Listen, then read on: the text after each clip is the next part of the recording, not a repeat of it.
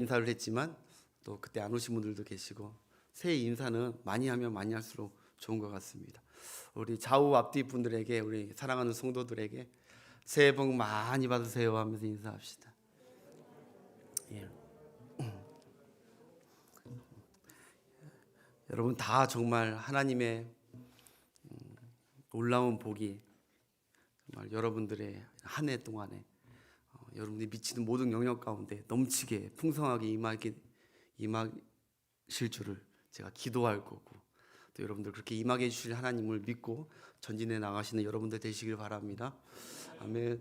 오늘 말씀의 제목이, 우리 주보에 보면은 담임 목사님하고 저 본문도 똑같고 주제도 같아요. 왜냐하면은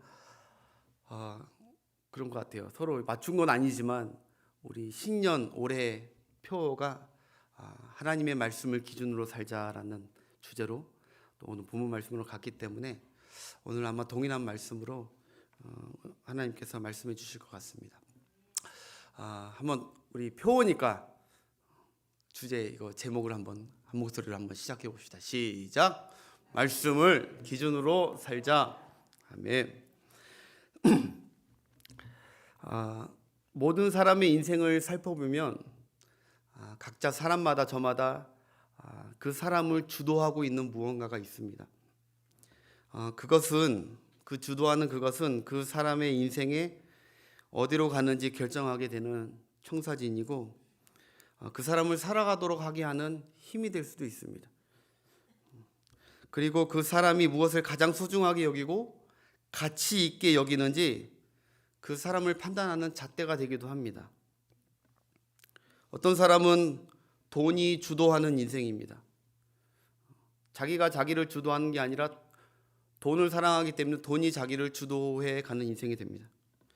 돈이 되는 것만 하고 돈이 되지 않는 것은 관심도 없고 가치도 못 느낍니다. 그래서 돈을 따라가는 인생이 됩니다.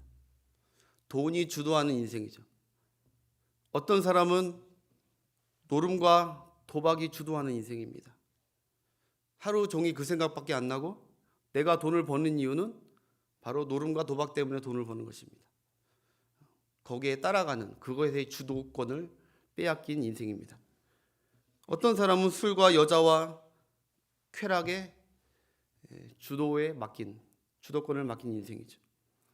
우리 어린 아이들은, 어떤 애들은 핸드폰 게임의 주도권을 뺏겼습니다. 그래서 하루 종일 핸드폰 게임밖에 생각이 안 납니다. 여러분, 디모데후서 3장에 보면은 말세가 되면은 말세에 주도하는 것들이 있다고 합니다. 사람을 주도해 나가는 것들. 그것이, 사람들은 자기를 사랑하고, 그리고 자랑하고, 그리고 돈을 사랑하고, 쾌락을 하나님 사랑하는 것보다 더 사랑하게 된다고 했습니다.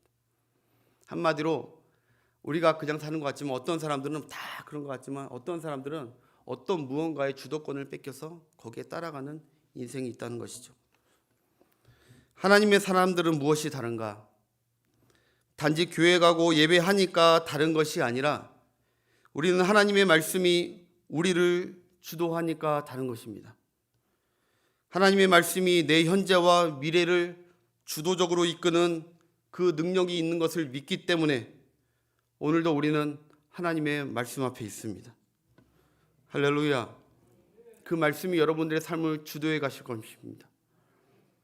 우리 인생의 주도권을, 우리 가정의 주도권을, 우리 교회의 주도권을 하나님과 하나님의 말씀에 맡기고 그 말씀을 따르고 그 말씀을 삶의 기준으로 삼고 사는 자들이 바로 그리스도인입니다. 여러분, 다른 것에 주도권을 뺏기지 않는 복된 삶이 되시길 바랍니다. 오로지 하나님의 말씀을 기준으로 삼고 거기에 주도권을 다 양도하고 살아가는 것이 복된 인생인 줄 믿습니다. 여러분, 연초 시작인 시점에 나 자신의 정체성을 다시 확고히 정립시켜야 됩니다. 나는 어떠한 사람인가? 나는 무엇 때문에 살고 무슨 목적으로 살아야 되는 것인가? 다시 우리의 정체성을 확인하고 우리의 목적도 확인해야 되는 것이죠. 여러분, 요새 새로 신조어 중에 빌드업이라는 게 있습니다. 빌드업. 빌드업은 무슨 뜻이냐면 영어인데요. 빌드라는 것은 이제 빌딩 지을 때 세우다, 건축하다, 세우다 할 때 빌드. 거기에 업이 붙은 거예요. 그래서 이게 무슨 뜻이냐면 다시 차곡차곡 쌓아 올리다 이런 뜻입니다. 빌드업이라는 것은 다시 차곡차곡 튼튼하게 쌓아 올리다, 튼튼하게 짓다 이런 뜻입니다. 근데 이것이 이제 통상적으로 어디에 많이 쓰이냐면은 남성분들 축구 좋아하지만 축구 경기에 많이 사용합니다. 축구. 여러분 축구를 보다 보면은 우리 팀이 지고 있거나 비기고 있는데 자꾸 우리 팀이 공을 앞으로 계속 공격하고 막 계속 찔러주고 공격을 해야 되는데 축구 선수들이 그렇게 하지 않고 자꾸 뒤로 패스합니다. 수비 쪽으로. 그러더니 결국 골키퍼한테까지 계속 패스를 해요. 지금 한 골을 더 넣어도 모자랄 판에 그들이 다시 백패스로 해요. 그러면서 거기서 해설자가 이런 얘기가 나와요. 지금 어느 팀이 빌드업을 할 것입니다. 빌드업을 합니다. 그럽니다. 뭐냐면은 다시 자꾸 공격을 하는데 막히는 거예요. 안 되는 거예요. 상대팀이 자꾸 저지하니까 뚫지를 못하는 거예요. 그럴 때 다시 그들이 시작하는 것은 골키퍼에게 공이 다시 가서 그들이 약속한 대로 작전대로 다시 수비부터 빌드업, 기초부터 다시 쌓아가는 겁니다. 점점 전진해서. 그래서 그렇게 하는 것이 더 훨씬 효과적으로 골을 넣는 것입니다. 그래서 모든 팀들이 이 빌드업을 요새 많이 해요. 빌드업. 아무리 막 때려봤자 상대팀이 견고하게 막으면 못 막습니다. 그렇기 때문에 상대를 끌어들이고 나는 쌓아 올리는 빌드업이죠. 여러분 지난날 혹시 작년에 뭔가 잘 안 풀리고 자꾸 어려웠다면 빌드업 하셔야 됩니다. 하나님의 말씀으로 다시 쌓아가고 다시 시작하는 여러분과 여러분 가정이 돼야 됩니다. 네. 할렐루야. 네. 그거밖에 답이 없습니다. 네. 뭔가 자꾸 꼬이고 안 되고 내 남편이나 내 자녀나 뭔가 안 되고 있다. 그런데도 그냥 가만히 있으면 안 됩니다. 다시 빌드업 해야 돼요. 신앙의 빌드업, 영적 빌드업을 해야 됩니다. 그래서 다시 성경을 보고 성경을 기준으로 삼고 그리고 성경적 인생관, 성경적 물질관, 성경적 관계관, 기독교적 가치관, 성경적 세계관들을 다 세워서 다시 정립해서 다시 인생을 다시 나가는 것입니다. 여러분 성경에서 이 땅의 그리스도인을 어떻게 사는 사람인지 많이 묘사를 했는데 대표적인 게 청지기 삶이라고 묘사했고 또 하나는 본향을 향하는 나그네 삶이라고 했고 또 하나 가장 많이 쓰는 게 광야입니다. 광야길을 우리는 살고 있는 것입니다. 우리 영적 광야길을 지금 살고 있는데 여러분 이스라엘 백성이 여러분 아시다시피 애굽에서 하나님의 은혜로 구원되고 그리고 광야의 생활을 합니다. 하나님과 동행하는 삶을 삽니다. 그 다음에 그들의 최종 목적지는 가나안 땅이죠. 축복의 땅. 하나님은 이걸 정하셨습니다. 하나님이 정하신 겁니다. 우리도 마찬가지죠. 우리도 그리스도의 유월절 어린 양의 피로 우리는 구원받고 그리고 우리는 이 땅에서 지금 현재 광야의 생활을 하는 것입니다. 훈련받고 성화되고 하나님과 동행하는 훈련. 그 다음에 우리의 나중에 본향 천국을 향해 마침 하나님께서 들어갈 그곳을 향해 우리는 지금 이미와 아직 사이에서 광야 생활을 하고 있는 것입니다. 그렇다면 광야 같은 이 땅에 살면서 어떻게 사는 것이 과연 하나님의 뜻이겠습니까? 여러분 광야라는 것은 히브리 말로 미드바르라고 합니다. 미드바르. 광야 히브리어로 미드바르. 그리고 말씀 이것은 히브리어로 다바르라고 합니다. 그러니까 광야 미드바르하고 말씀 다바르하고는 사실 그 원조가 같습니다. 어원이 같은 뜻에서 나온 거예요. 즉 이것은 무엇을 뜻하냐? 광야 미드바르는 다바르 바로 하나님의 말씀으로 살아가야 하는 곳이라는 것입니다. 이 광야 생활에서 다른 걸로 사는 것이 아닙니다. 여러분들이 갖고 있는 어떠한 것이든 하나님의 뜻은 이 광야, 이 땅에서 우리가 천국 가기 전까지는 우리는 그때까지 계속 하나님의 말씀으로 사는 겁니다. 다바르 말씀으로. 바닷길을 갈 때 여러분 배라는 수단으로 가야 하고, 비행기길을 갈 때는 비행기라는 수단으로 가야 되죠. 마찬가지로 광야길을 갈 때는 하나님의 말씀의 다스림심과 기준으로 그 길로 가는 길밖에 없습니다. 그게 신앙생활의 성공입니다. 그것이 가장 안전하고 그렇게 사는 인생이 가장 복이 있다는 것입니다. 여러분, 다윗이 광야길에서, 그 인생의 광야에서 승리할 수 있었던 이유, 하나님의 말씀, 하나님 말씀부터 붙들고, 약속 붙들고, 하나님 말씀 기준 삼고 흔들리지 않고 하나님만 붙들었습니다. 광야길도 마찬가지입니다. 다바르, 하나님의 말씀, 그 말씀 붙들어야 됩니다. 신명기 8장 2절부터 3절까지 한번 보겠습니다. 모세가 이제 고별 설교를 하는 거죠. 첫 번째 설교인데 그들의 광야를 얘기하면서 이렇게 얘기합니다. 2절 3절 함께 읽겠습니다. 내 하나님 여호와께서 이 40년 동안 내게 광야길을 걷게 하신 것은 기억하라. 이는 너를 낮추시며 너를 시험하사 내 마음이 어떠한지 그 명령을 하나님의 법을 지키는지 지키지 않는지 알려 하심이라. 3절 너를 낮추시며 너를 줄이게 하시며 또 너도 알지 못하며 내 조상들도 알지 못하던 만나를 내게 먹이신 것은 사람이 떡으로만 사는 것이 아니요 하나님의 여호와 입에서 나오는 모든 말씀으로 사는 줄을 내게 알게 하려 합니다. 할렐루야. 너는 떡으로 사는 존재가 아니다. 너는 특별한 정체성을 지닌 나의 백성이다. 우리가 똑같이 세상 사람들하고 똑같이 사는 것 같지만 그렇지 않습니다. 그들은 떡으로 사는 그냥 보통 인생입니다. 떡이 없으면 죽어버리는. 근데 우리는 떡이 없어도 살 수 있는 인생입니다. 하나님의 말씀으로 우리는 살 수 있는 인생인 줄 믿습니다. 우리는 떡으로 사는 존재고, 그렇기 때문에 하나님은 너희는 나의 입으로부터 나오는 말씀으로 사는 존재라고 확실하게 못 박습니다.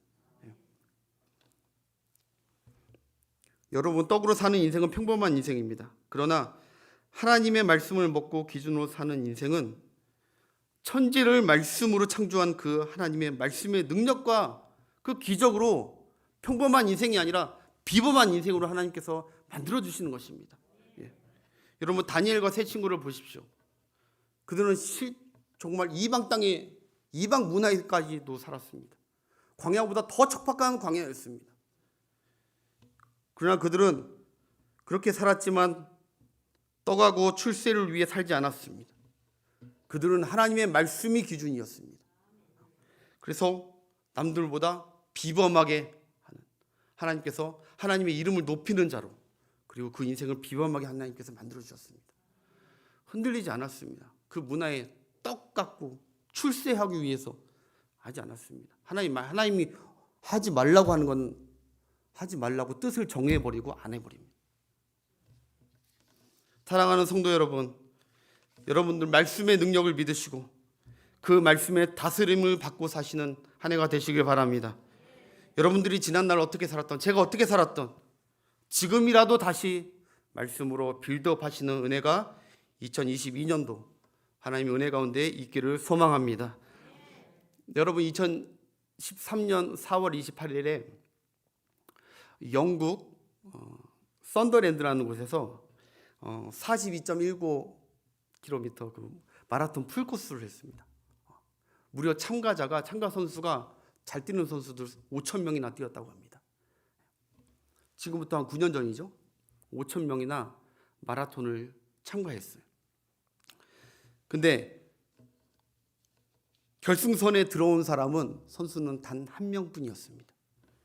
단 한 명을 제외하고 전부 다 실격 처리가 됐습니다. 이 희한한 사건의 이유가, 그 발단이 무엇인지 아십니까?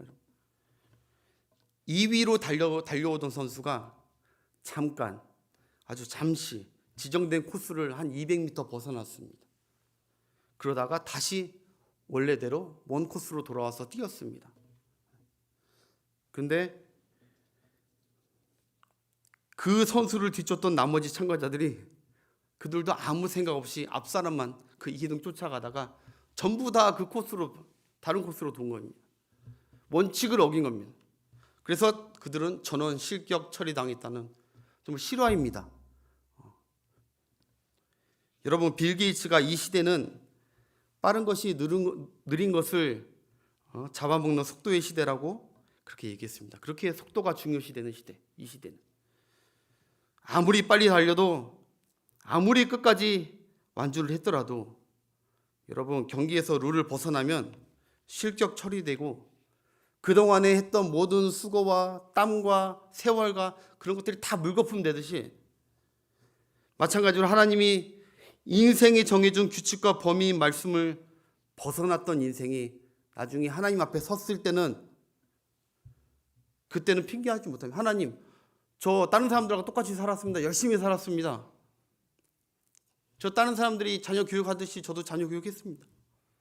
아침부터 저녁까지 열심히 살았습니다 라고 아무리 얘기해봤자, 하나님은 우리가 말씀대로 원칙대로 살았는지, 그리스도를 구주로 믿고 그 말씀 따라 살았는지를 우리를 평가하고 상을 주신다는 말씀입니다. 사랑하는 성도 여러분, 하나님을 인정하는, 하나님께서 인정하시는 삶을 제발 사는 저와 여러분들이 되길 주의 이름으로 축복합니다. 하나님은 하나님의 말씀을 삶의 기준으로 삼고 따라 살던 자를 인정해 주시고 복을 주신다고.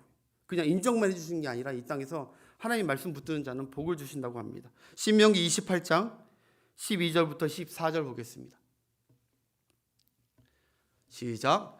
여호와께서 너를 위하여 하늘의 보고를, 내 땅에 너를 비를 내리시고 내 손으로 하는 모든 일에 복을 주시리니 내가 많은 민족에게 꾸어질지라도 너는 꾸지 아니할 것이요, 여호와께서 너를 머리가 되고 꼬리가 되지 않게 하시며 위에만 있고 아래에 있지 않게 하시리니, 오직 너는 조건입니다. 내게 명령하는 내 하나님 여호와의 명령을 듣고 지켜 행하며, 그 다음 너에게 명령하는 그 말씀을 좌로나 우로나 치우치지 아니하고 다른 신을 따라 섬기지 아니하면 이와 같으리라.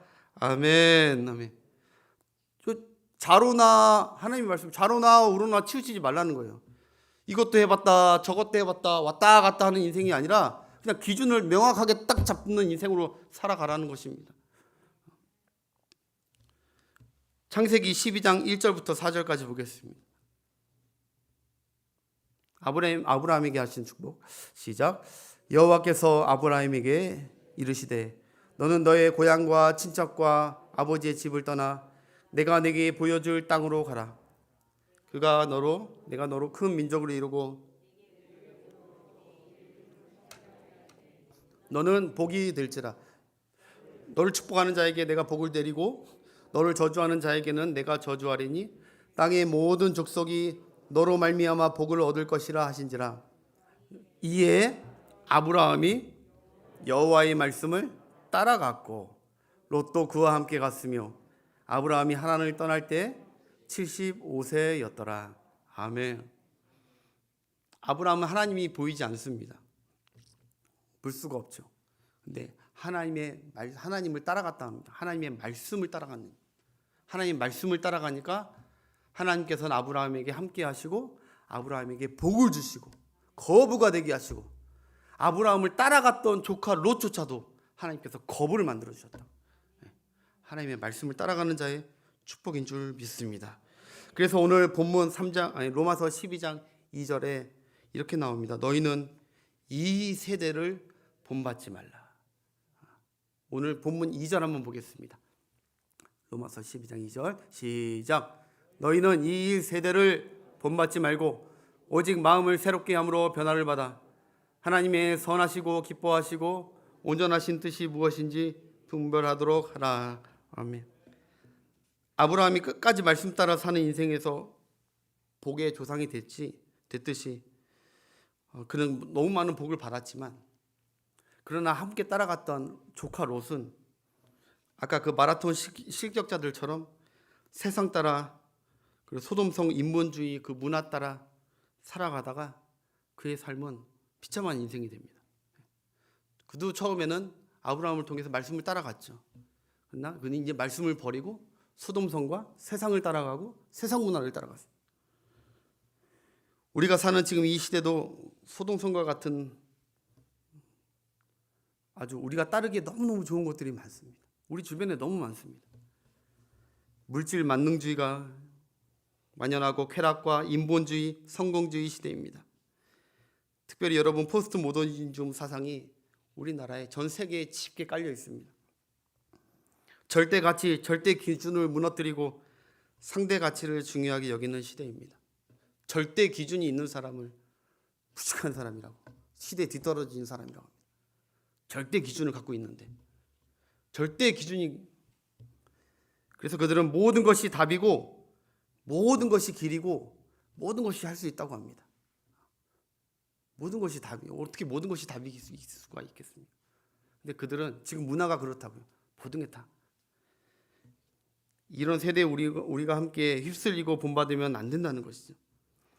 여러분 오늘 2절에 너희는 이 세대를 본받지 말라라고 하셨을 때, 본받지 말라 이 말이 헬라어로 시스케마티조인데, 이게 스티그마에서 나온 건데요. 이게 바로 같은 모양으로 본따서 만들어졌다는 거예요. 같은 모양으로 본따서. 우리가 공장에 가면요, 공장에 가면 똑같은 빵이든 뭐 제품이든 똑같이 이렇게 찍어서 나오잖아요. 똑같이. 그게 이거 본받다가 그 뜻입니다. 딱 세상과 구별이 없이 똑같다는 겁니다. 똑같이. 이 세상 문화 유행대로 찍혀서 나온 상품같이 그렇게 사는 사람들이 그리스도인들 중에서도 많다는 거죠. 똑같이 살아.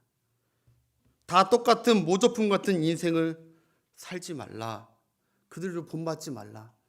그들이 뭐가 좋다고 그렇게 베끼고 똑같이 따라하는지.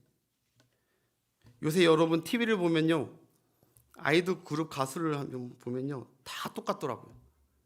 다 똑같아요. 얼굴도 다 똑같고 목소리도 똑같고, 그리고 뭐 춤도 다 똑같아요. 다 똑같아요. 마치 공장에서 찍어 나온 상품처럼 다 똑같아요. 이 세상은 그렇게 가는 문화예요. 이 세대는 서로 다 비슷하고, 다르면은 무시해버리고 외도시켜버리고. 그런데 안타깝게 우리 교회 안에도 그리스도인들도 세상을 따라가고 있다는 거예요. 얼마 전에 TV를 보니까 기독교 TV CTS에서 K 가스펠이라는 경연대회를 하더라고요. K 가스펠. 그러니까 그리고 나는 가스펠이다 이것도 나왔더라고요. 그러면 나는 가수다, 뭐 세상 노래들이 막 유행하고 그런 서바이벌 프로그램이 막 심사평을 받고 1등에서 돈을 받고 이게 인기를 끄니까 하나님을 찬양하는 그 찬양도 노래도 CCM 가수들이 거기 가서 경연을 합니다. 심사를 하고 하나님께 찬양하는 찬양을 심사를 하면 이게 말이 됩니까? 찬양이 뭐 사람들 좋으라고 평가받으려고 하는 찬양이거든요. 그게 어떻게 찬양일 수가 있습니까? 찬양은 온전히 하나님께 드리는 것인데, 세상이 기독교 내에서도 기독교 문화권에서도 이미 그렇게 되고 있다는 거예요. 얼마 전에 새벽 예배 때도 말씀드렸지만 저기 안산에 가보면 아주 큰 교회입니다. 방송에 많이 나오고, 감리교회 감독이신 분이 담임 목사님이세요. 그 교회가 얼마 전에 제가 그 기사를 보고 막 잠이 안 오더라고요. 성도들이 코로나 이유 때문에도 교회를 안 나오지만 다른 이유 때문에 안 나온다는 소식을 들은 겁니다. 그게 뭐냐면은 집안에 키우는 이쁜 뽀삐 개가, 강아지들이 혼자 남겨놓으면 안 되기 때문에 그냥 집에서 강아지랑 같이 예배 드린다고. 강아지 걱정돼가지고 교회를 안 나온다는 거예요.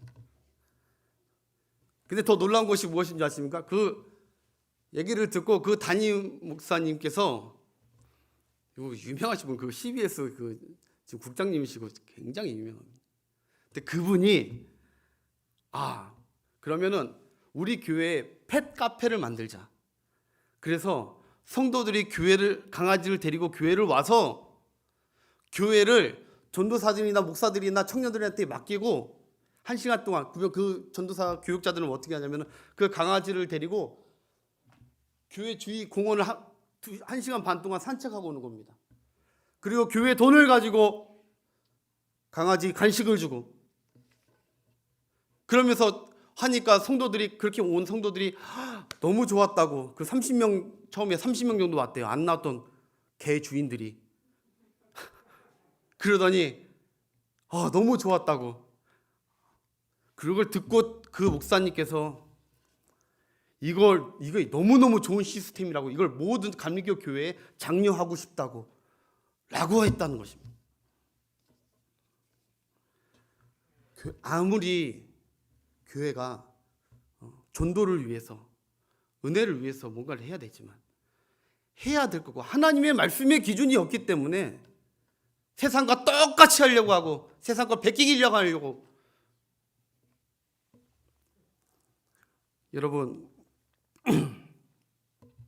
여러분들은 이 세대를 본받지 마시고 하나님의 말씀만 끝까지 기준 삼고 흔들리지 말고, 하나님의 말씀이 내 기쁨과 내 체면을 위해서 사는 것이 아니라 하나님의 체면과 하나님의 기쁨을 위해서, 하나님의 자존심을 위해서 기준을 바로 세워가시는 여러분들 되시길 주의 이름으로 축복합니다.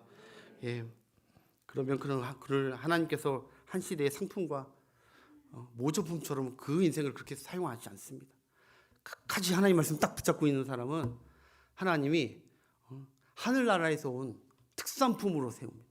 명품으로 그와 그 가정 대대로 하나님께서 복을 주실 줄 믿습니다. 여러분, 배가 바다를 항해할 때 바닷물이 배 안으로 자꾸 들어오면 결국 그 배는 바다에 침수되듯이 여러분과 여러분 가정이란 배에 세속의 바닷물이 침투에 들어오지 못하도록 하나님의 말씀과 그리스도의 반석 위에 굳게 세워지는 여러분 되시길 축복합니다. 이 그림 하나만 보여드리고 마치겠습니다. 보시는 사진은 바로 빙산이라고 합니다. 빙산. 발음을 잘해야 됩니다. 이거 빙산. 이 빙산은 여러분 아시겠지만 북극에 붙어 있다가 좀 따뜻해지니까 떨어져 나온 거예요. 떨어져서 바다에 떠도는 그 물체를, 얼음 물체를 바로 빙산이라고 하죠. 이 빙산에 좀 비밀이 있죠. 바로 눈에 보이는 저 빙산은 저거는 수면 위에 보이는 저 빙수는 아무리 커도 그 보이는 부분은 실체의 10분의 1밖에 안 됩니다. 10분의 9는 바로 바다 밑에 있습니다. 또 하나 특이한 점은 보통 이 빙산이 북쪽에서 남쪽으로 바람이 불면은 이 빙산이 바람이 부는 쪽으로, 파도가 있는 쪽으로 그렇게 빙산이 흘러가야 되는데, 학자들이 신기한 걸 알아낸 것입니다. 이 빙산은 수면 위에 바람이 불던, 태풍이 불던, 파도가 높이 치던 이 빙산은 희한하게 남쪽으로 가는 게 당연한 것인데 북쪽으로 간다는 것입니다. 그 바람과 태풍을 뚫고 북쪽으로 가고 있다는 것입니다. 학자들이 그 비밀을 알고 보니까 빙산 위에 보이는 쪽, 저는 강한 태풍의 영향보다 저 빙산은 어디에 영향을 받느냐면은 바다 밑에 그 강력한 해류의 움직임에 영향을 받기 때문에 위에서 아무리 태풍을 쳐도 해류가 인도하는 쪽으로, 해류가 지시하는 목적지로, 해류가 움직이는 속도에 맞춰서 저 빙산은 움직인다는 것입니다. 아무리 강한 바람과 외압에도 빙산은 그 바람과 비교할 수 없는 강한 해류와 방향과 속도로 갑니다. 여러분, 제가 왜 이 사진을 마지막으로 보여드리냐면 저 빙산은 우리와 같습니다. 그리고 저 보이는 바깥에 부는 파도와 바람과 이런 태풍들은 우리가 삶 속에 살아가면서 겪는 문제들과 세상의 문화들입니다. 우린 거기에 휩쓸릴 수도 있습니다. 그러나 밑에 해류는 무엇을 뜻하냐면 바로 하나님의 말씀을 뜻합니다. 하나님, 밖에 아무리 우리를 외압적으로 공격을 하고 우리를 막 혼합시키고 짬뽕시키려고 해도 우리 밑에 있는 믿음이 심지가 견고한 신앙이 있는 사람, 하나님의 말씀에 뿌리를 박고 있는 사람, 하나님의 말씀을 기준으로 삼고 하나님의 다스림심을 사는 사람들은 거기에 상관하지 않고 하나님의 말씀 따라 하나님의 축복의 길로 역주행한다는 것입니다. 할렐루야. 여러분, 그렇기 때문에 저거를 밑에 하루에 움직이는 하지 않고 위에 영향을 받으면요 계속 바람 따라가는 거예요. 1년이 됐든 2년이 됐든 몰라요. 계속 그 바람 따라가는 거예요. 여러분, 세상 따라가면은 끝내기가 어려운 거예요. 계속 따라가는 거예요. 근데 바람이 오는데, 태풍이 오는데 밑에 해류, 하나님의 말씀이 그걸 뚫어버리면은 잠시 잠깐만 힘들었지만 그때 당시에는 마치 먹구름 뒤에 비행기가 올라가면은 고요한 태양이 있듯이 그걸 뚫고 가면, 믿음으로 하나님 말씀 붙들고 뚫고 가면은 그 다음에는 평안과 하나님의 축복이 임하게 되는 줄 믿습니다. 여러분, 오늘 말씀을 전할 거 되게 많지만 말씀이 많이 갔습니다. 이것만 명심하십시오. 세대에 내가 하나님의 말씀으로 딱 기준을 삼고 올해는 살아가리라. 나뿐만이 아니라 우리 가족도 다시 한번 빌드업하는 마음으로, 뭔가 안 되는데 다시 한번 말씀 읽고 가정 예배를 한번 다시 한번 시작해 보리라. 이러면서 하나님께서 기뻐하시고, 하나님이 선하시고 기뻐하시고 온전한 뜻을 위해서, 하나님의 영광을 위해서. 여러분, 선택이 너무 중요해요. 선택, 여러분 잘못했다. 엘리멜렉과 나오미가요 환경 따라 약속의 땅을 벗어나서 그들이 그렇게 분별력 없이 하나님의 선하신 뜻을 알지 못하고 모압 땅에 갔다가 그들의 삶이 어떻게 됐습니까? 세상 따라가다 거기 다 유행되다가 하나님의 뜻을 알았더라면, 분별력이 있었더라면. 그래서 오늘 말씀, 여러분 하나님께 주파수를 맞추고 주파수 딱 맞추면은 그 다음부터는 하나님께서 해 나가시는 거예요. 그래서 오늘 말씀을 기준으로 삼고 따라합시다. 마지막 나는 말씀을 기준으로 2022년을 살아보리라. 주님 도와주옵소서. 내가 아무리 결심해도 안 되지만 우리 주님, 그렇게 결심한 자에게 하나님께서 성령으로 은혜 베풀어 주실 줄 믿습니다. 기도하겠습니다.